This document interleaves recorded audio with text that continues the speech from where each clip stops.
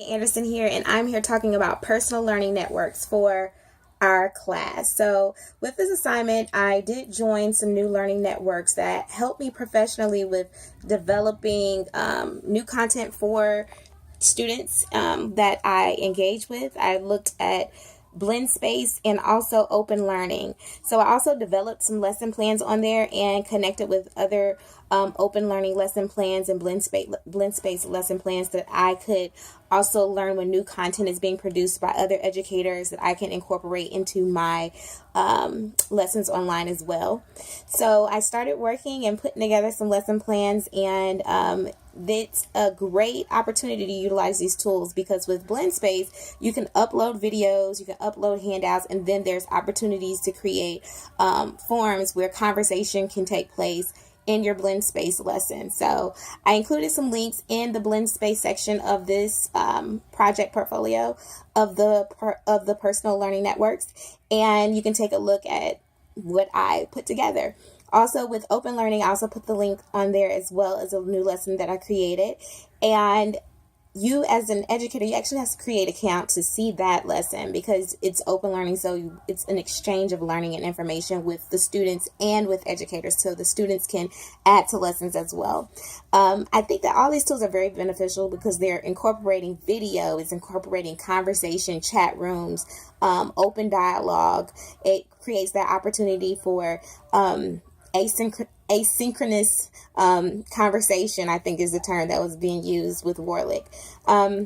Short-term and long-term goals. So I currently had a curriculum that was in like printed guides, but now I am in the process of taking that entire curriculum and producing it on Blend Space. So it's a whole entire online learning curriculum where the videos from YouTube can be pulled and TED Talks can be pulled.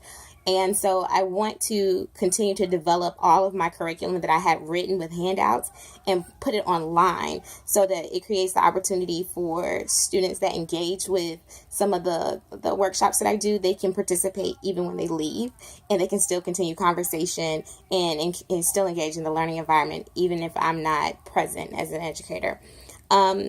Personal connections. A lot of the sites that I have that with my personal learning networks would include Facebook, LinkedIn, and also in those networks, I can communicate with, in Facebook, I can communicate with other educators and other individuals and professionals in the field of the work that I do. So those personal connections are vital.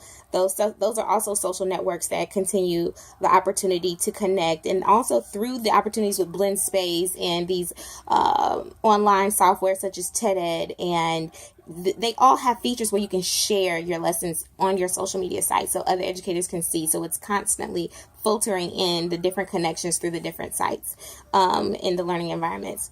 So my preferred aggregators and my primary feed. So my preferred aggregators, I would say, would be TED because I constantly get updates on new TED Talks that come that I can utilize. I love TED Talks, so they're easy to incorporate in lessons, and they're created and presented in a very engaging dialogue format. So I love TED Talks. So anytime new TED Talks come in with new information for learning opportunities, that stuff pops up in my news feed. I'm also subscribed to Medium.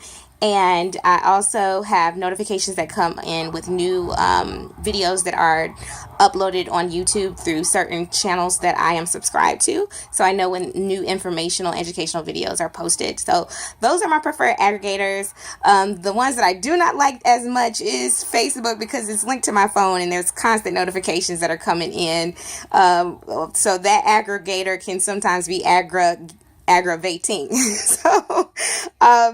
But overall, this is just a summary of the short and long-term goals for me, and also just a discussion about my aggregators and my public learning environment, so network environment. So thank you for listening.